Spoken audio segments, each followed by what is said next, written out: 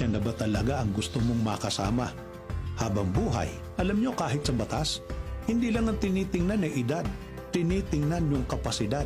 Halimbawa sa panig ng mga lalaki, anong isa sa pangunahing pananagutan ng isang lalaki kapag ka nag-asawa na? Pakinggan po ninyo.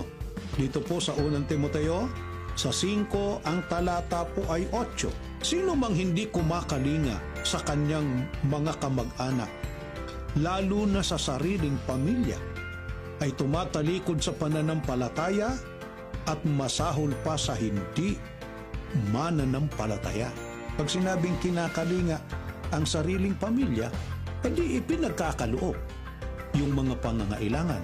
Napakaraming pangangailangan: food, clothing, shelter, edukasyon. Meron pang bayad sa kuryente, bayad sa tubig, bayad sa internet. Napakarami. Ang tanong, kaya mo na bang tustusan?